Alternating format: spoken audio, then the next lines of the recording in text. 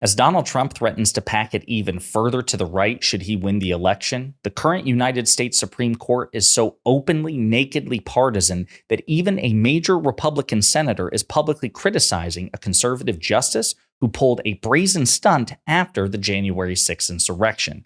But before we unpack all that, if you end up liking this video and you want to support the channel, please be sure to hit the like, subscribe, and alert bell before you go. All right, friends, we have a couple of clips to look at in this video. You may have heard of the predicate story, but the situation is this. Donald Trump may or may not be the greatest threat to American democracy because he's facing some pretty stiff competition from the current 6-3 regressively conservative supermajority on the United States Supreme Court, chiefly from Justices Clarence Thomas and, in this particular case, Samuel Alito.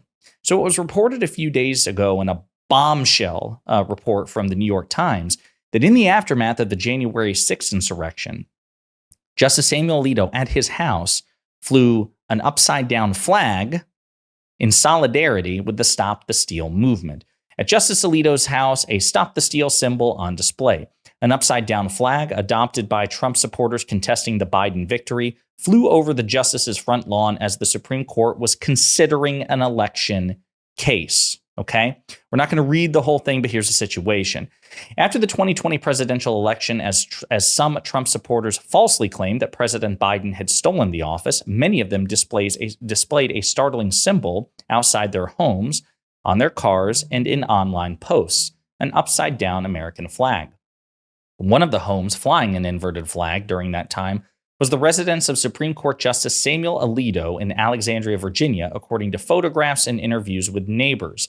The upside-down flag was aloft on January 17th, the images showed. Donald Trump supporters, including some brandishing the same symbol, had rioted at the Capitol a little over a week before. President Biden's inauguration was 3 days away. Alarmed neighbors snapped photographs, some of which were recently obtained by the New York Times. Word of the flag filtered back to the court, people who worked there said in interviews. While the flag was up, the court was still contending with whether to hear a 2020 election case, with Justice Alito on the losing end of that decision.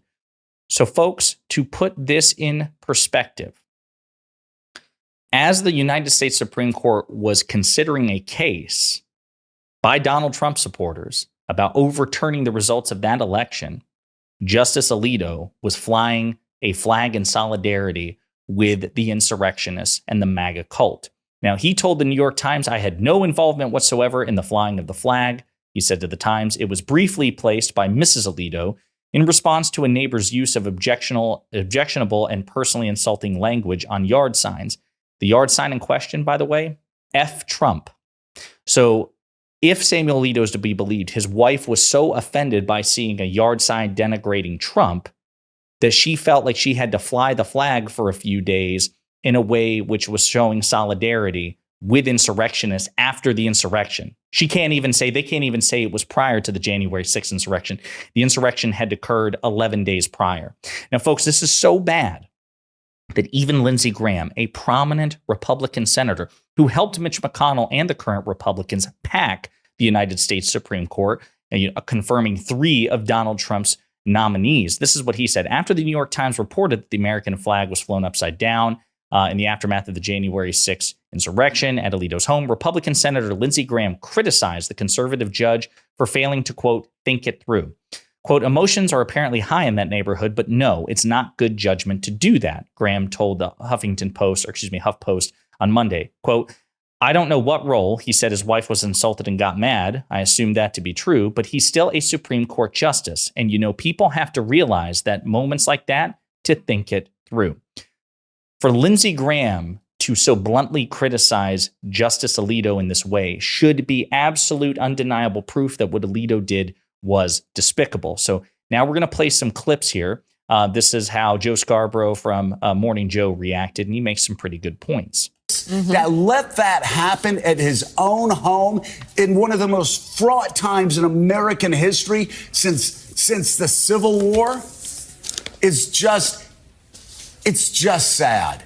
And it shows how little respect he has for the institution. It shows how little respect he has for the law. It really does. It's disgusting. It's just disgusting. Willie. And by the way, we can't overstate the timing of this, which is January 17th, 2021. Think about where we were as a country, still completely shaken by what had happened on January 6th.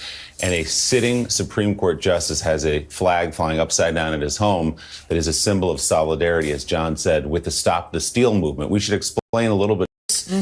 So again, it's a sign of solidarity with the Stop the Steal movement at a very precocious, very important time.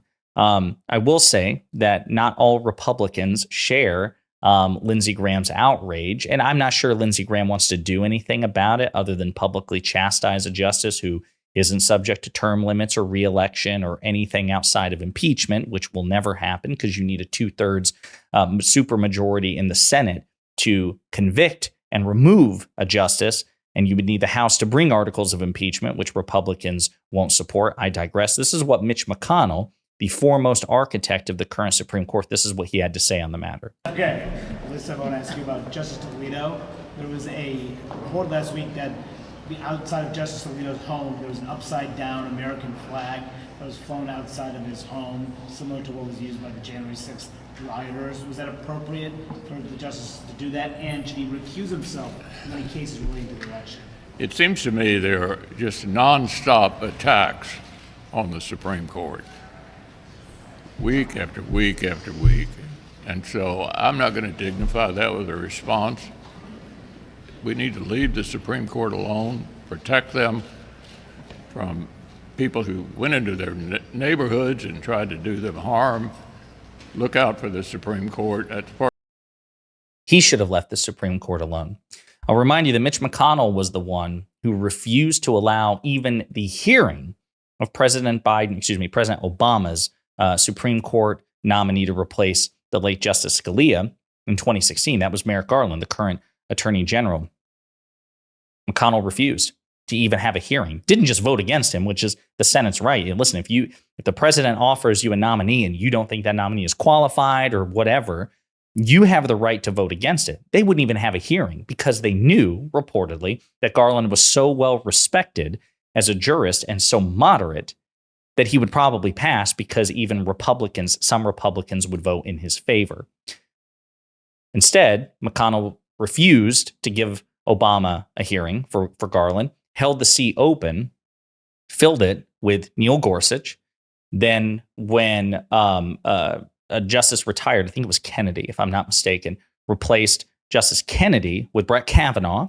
And then when Ruth Bader Ginsburg died during an election year, 2020, just days before the formal election day, ballots had already been cast, Mitch McConnell contradicted his own stipulation that you don't fill Supreme Court vacancies in an election year. He broke his own BS rule to allow Republicans in the Senate to cram through a third Trump appointee, Amy Coney Barrett, thus proving that Republicans are unprincipled hypocrites. Now, again, in response to this, Democrats, of course, are outraged. More than 40 House Democrats wrote a letter demanding that Justice Alito recuse himself from any considerations pertaining to the January 6th insurrection and Donald Trump's attempts to steal the 2020 election. The problem is recusal is entirely optional. It's entirely discretionary. Nobody can force Alito to recuse himself, so it's up to Alito. I wonder what Alito will do. Probably not recuse himself. Elie Mystal, one of my favorite progressive political commentators, legal commentators, he's a lawyer, he put it very bluntly. Samuel Alito and Clarence Thomas and John Roberts and all of the rest of them are emboldened by the complete feckless job Democrats in Congress have done to rein them in. All right? They're emboldened not by each other, but by Dick Durbin. Okay? The fact that we are still in 2024 and we do not have an ethics bill, not the ridiculousness that the Supreme Court said it was going to self-police when clearly they cannot police themselves. The fact that we do not have a congressional ethics bill with real teeth and real penalties for these people when they are revealed to be as corrupt as we all know them to be is a travesty. As long as, look, you never are going to get anything with the Republicans, Mike Johnson and Matt Gaetz and all the Trump cosplayers. They're all going to do their thing. But the fact that the Democrats cannot speak with one clear, coherent voice on what needs to be done in terms of this court, in terms of ethics, in terms of reform, in terms of limiting their power, not only in terms of limiting their lifetime power, but literally jurisdiction stripping and limiting what cases they can decide. The fact that the Democrats are nowhere on stopping these people is what emboldens these people. 100%. So listen, I just want to say here to clarify, what he's referring to is Dick Durbin, the Democratic Senate leader, the chairman of the Judiciary Committee. He's the head of basically the committee that deals with the Supreme Court. He says he's not going to issue subpoenas or open any investigations into this, even though he too has called on Alito to recuse himself. But again, Alito, there's no mechanism to force Alito to recuse himself. So it's basically a sternly worded letter.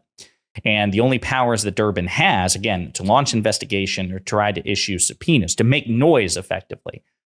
He should be doing that, right? Now, his logic is, well, listen, anything that we do which would require legislation, it's not going to go anywhere because even if it makes it through the Democratic-controlled Senate, it's going to die in the House because Republicans will never go along with it. Fair enough, but this is an election year, and it's really, really, really, really, really important that people are made aware of just how dangerously corrupt this iteration of the Supreme Court is. Again, not just Alito in this situation, but Clarence Thomas, another right-wing justice, whom we've talked about in previous videos, receiving, hundreds of thousands of dollars in undisclosed gifts from right-wing billionaire donors who also happen to be obsessed with Nazis. So this is the threat here, folks.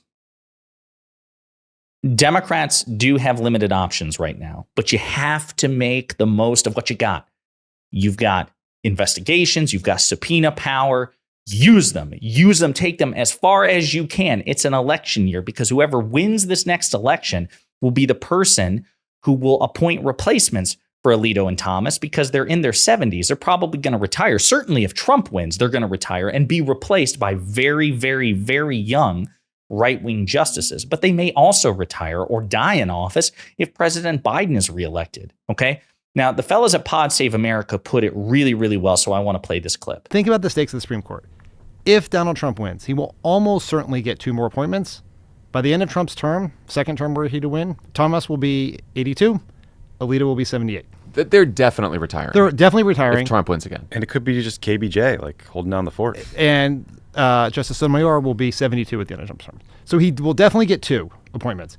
If he has 2 appointments, that means he will have appointed 5 Supreme Court justices, all of whom will be around or below the age of 60 when he leaves office. That is a court majority, a MAGA court majority that will rule for decades. We can win the next however many presidential elections, and absent something sort of extraordinary happening, Trump's fingerprints will be all over the Supreme Court. And so I think we should make this a big issue. And we know this works because in 2016, that vacant Justice Scalia seat that McConnell held open was one reason, and you heard this on a lot of focus groups and post-election surveys, that Republicans who did not like Trump at the last minute were willing to hold their nose and vote for Trump because they cared about the Supreme Court. So that may be an effect for Republicans again this year. They may know that, Alito and Thomas, they're really old. They'll probably retire strategically if Trump wins the election. So that might increase turnout for Trump for people who otherwise can't stand him and recognize him as a fascist. This is the sort of stuff that unprincipled losers like Bill Barr are willing to do for Trump, even though they think he's, again, a moron and an authoritarian. But it could also be something to help galvanize the rest of us. If we recognize, hey, there's a chance here that we could preside over 2 replacements because of Clarence Thomas's and Samuel Alito's age, or at the very least prevent Trump from further packing the court. It's already got a 6-3, conservative supermajority. But as Dan Pfeiffer points out, if Trump gets back in office and Republicans take the Senate, it would have a 5-person MAGA majority, not even just a conservative, a MAGA majority and a young MAGA majority. None of the appointees that Trump put, Kavanaugh, Gorsuch, Amy Coney Barrett, none of them are 60. So this may be another decades-long thing. We could have 20 more years of a MAGA majority, conservative supermajority Supreme Court. And here's the other thing I want to point out. This is why it's so important. This means If we don't correct this issue on the court, and if we don't further stop it from swinging to the right, that means we can elect Democratic presidents. We could take control of Congress, not just the Senate, but also the House. We could have the House, the Senate, and the presidency, the way we had for Biden's first 2 terms. And this right-wing Supreme Court could strike down every damn law that the Democrats pass. Think about that. If we codify Roe protections into law under Biden and a Democratic majority, this Supreme Court could strike it down. They have the power to strike down federal statutory laws, just like executive orders. So, folks, it is vital that Democrats win the White House in 2024, that we keep the Senate, that we take back the House, and that we get bold. We replace people like Dick Durbin, the chairman of the Senate Judiciary Committee, with people who are willing to take the fight to the Supreme Court and say, no, you 9 unelected oligarchs do not rule over us. The vast majority of governing is going to be left to the political branches, and you need to learn your place. That's what we need. In order to even have a chance of that, Democrats have to win all of them. The House, the Senate, the White House. We have to do this because rights are on the line. Let me know what you think in the comments.